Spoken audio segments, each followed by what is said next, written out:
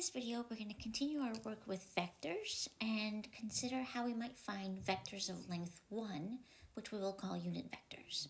So before we do that, since we have, in the previous video, we defined vectors in terms of their components, and we saw that we could write a position vector as a vector in 2 dimensions, so with 2 components, a horizontal component maybe with component u1, u2, and this is a vector that originates, whose tail is at the origin and whose head is at the point u1, u2. And maybe we have another vector v with components v1 and v2.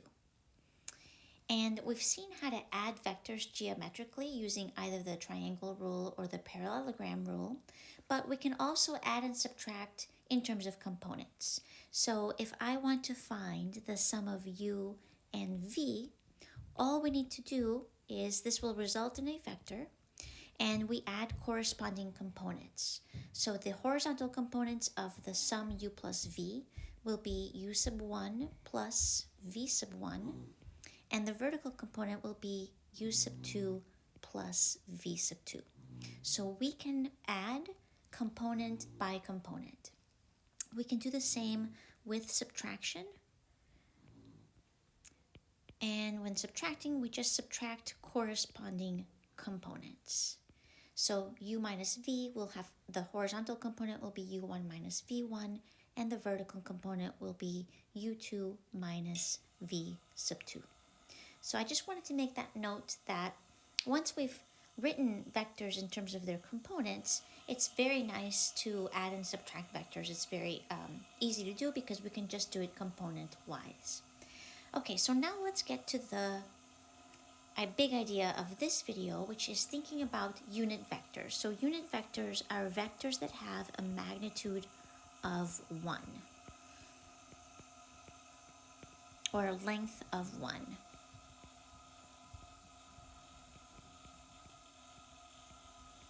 There are, in R2, so in 2 dimensions, there are 2 specific vectors that are important to our study of vectors. They're called the standard basis vectors. And both of these vectors are unit vectors. When we talk about unit vectors, we still use our lowercase notation for a vector, but instead of using this arrow like this vector symbol, we use a hat on top of the u, and that represents that our vector has length 1. So this notation means that we have a vector of length 1.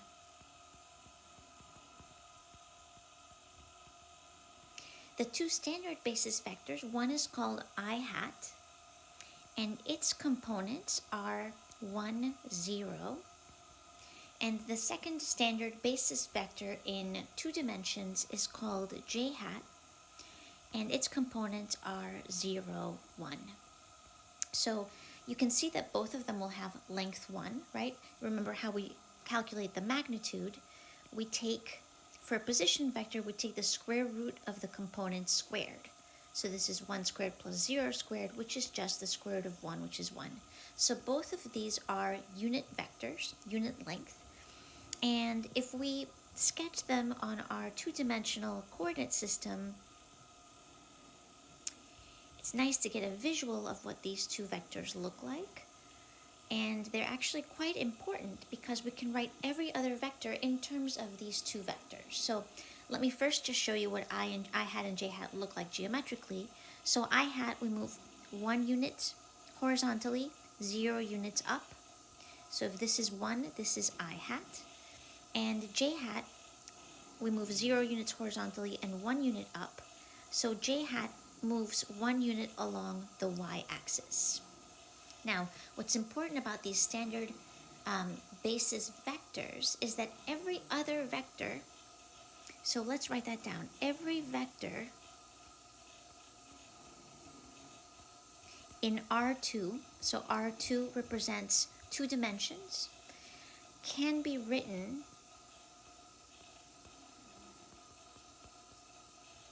as a linear combination of I hat and j hat.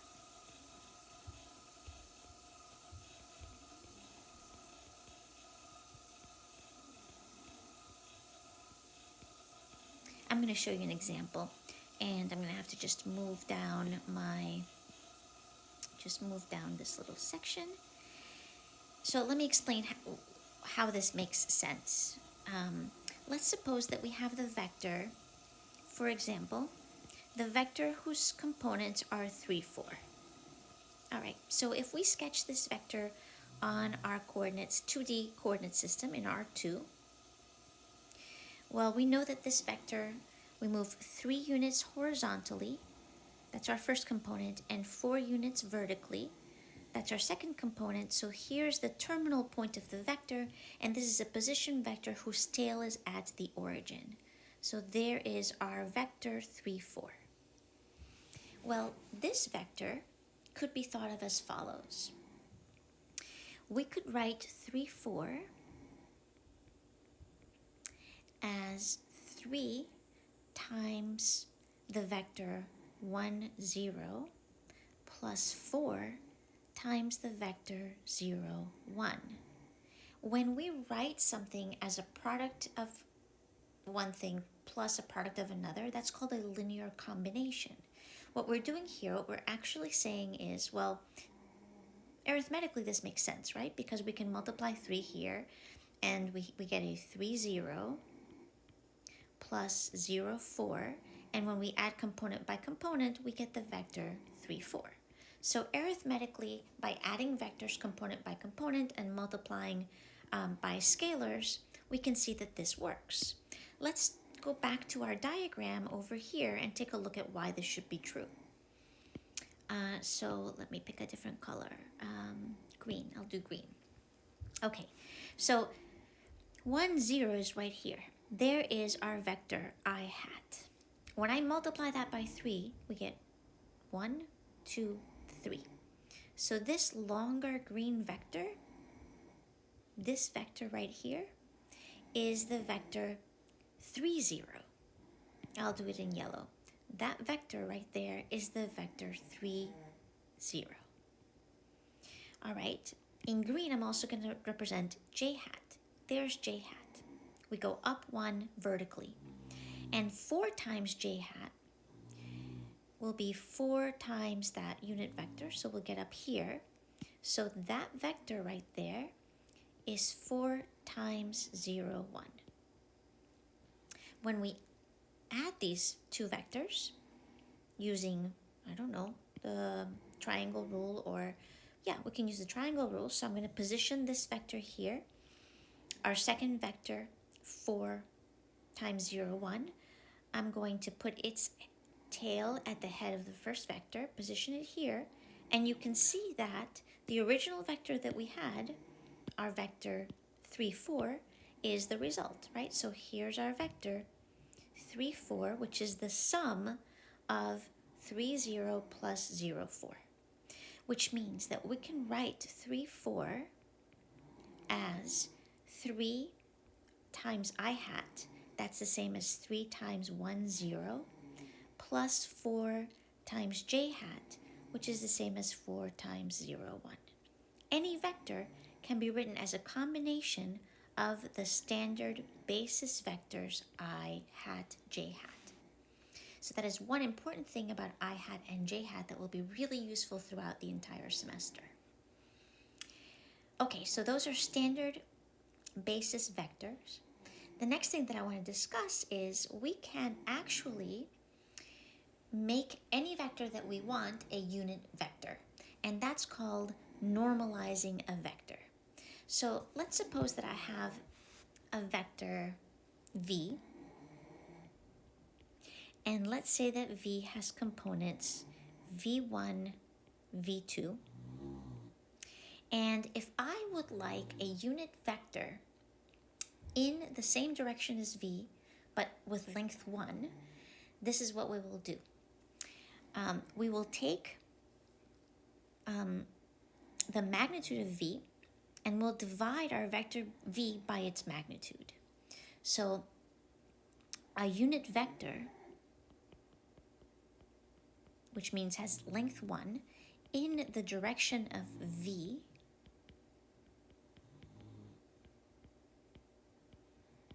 will be the vector v1, v2 divided by the magnitude of vector v, or v divided by its magnitude. This gives us a unit vector in the direction of v. Well, why does that happen? Imagine having a meter stick that measures 3 meters. If I divide that 3 meter stick by 3, its length, 3 divided by 3 is 1, then I get a meter stick of length 1. Anytime that we divide something by its length, it becomes an object of length 1. In this case, we're dealing with vectors, so when we take a vector and divide by its magnitude, we get a unit vector, a vector in the same direction, but with length 1. Let's do a couple of examples. Let's first find two vectors that have length 10 parallel to the unit vector u given as 3/5, 4/5. So you might verify that u is in fact a unit vector. To verify that, let's find its magnitude. So we'll do the square root of 3/5 squared plus 4/5 squared. And that gives us the square root of 9 over 25 plus 16 over 25. We can combine those two fractions and get the square root of 25 over 25, which is 1. And so for sure, we've verified that u is a unit vector. So if I want a vector parallel to this that has length 10, one of them will just be, well, I can take 10 times u, right? That will give me 10 times the vector 3/5, 4/5. This is going to be a vector that has length 10 in the direction of the vector 3/5, 4/5. And we can get another one by just multiplying by a negative 10. Oh, yeah, it'll still be parallel. So we could do a negative 10 times u and write negative 10 times 3/5, 4/5. It points in the opposite direction, but will still be parallel to the original vector, and now we'll have length 10. If we actually multiply both of them across, we're going to get 5 goes into 10 twice, so this will give us a 6, 8, and this will give us negative 6, negative 8. So we checked that u was a unit vector by finding the magnitude, and we multiplied it by 10 and by negative 10 to get two vectors that point in the same direction. They're parallel. One points in the same direction, one in the opposite direction. So they're both parallel because they're scalar multiples. One we multiplied by 10 and one we multiplied by a negative 10. And for our last example, let's let P have coordinates. This is just a point with coordinates negative 1, 2. And Q is a point with coordinates 6, 10. Let's find vector PQ and two unit vectors that are parallel to PQ. We'll do that first. So to find our vector PQ, recall that we just find this by subtracting corresponding components, starting with Q first. So this will be 6 minus negative 1 and 10 minus 2. So that's going to give us the vector 7, 8.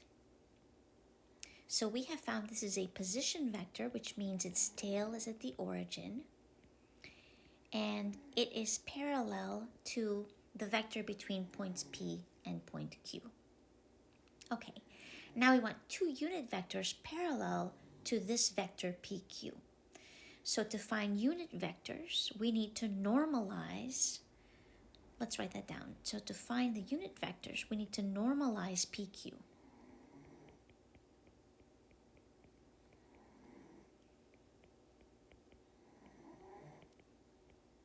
And to do that, that means we're going to take PQ and we're going to divide PQ by its magnitude.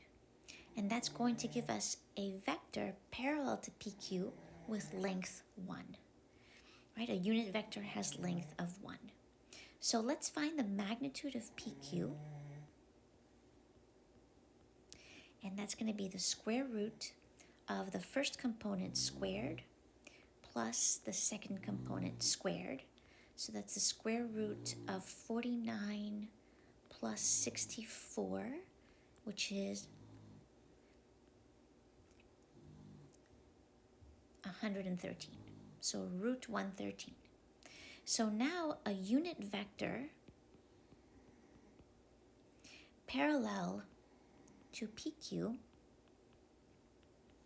will be our vector PQ, which was 7, 8, divided by its magnitude, or the square root of 113. We could divide each component by root 113 or just leave it as in this expression. These are equivalent expressions, equivalent vectors. All right, that's one unit vector parallel to PQ. If we want another one that also has length 1, we could just negate it. We could say, all right, we can take negative 7 over root 113 and negative 8 over root 113. This will still have a magnitude of 1, and it will be parallel to PQ. It will just point in the opposite direction. Okay, now if we want a vector, our second part here of the question, right up here, was find a vector of length 2 that's parallel to PQ. All right, well, we know that this vector has length 1 and it's parallel to PQ. So if I want a vector of length 2 that's parallel to PQ, I can take that unit vector and just multiply it by 2. Just stretch it by 2. So we can write it this way. We can take the unit vector that has length 1. When we multiply it by 2, it will have length 2. So this will give us 14 over the square root of 113 and 16 over the square root of 113. And this gives us a vector parallel to PQ, but this time it has length 2 because we took the unit vector and multiplied it by 2.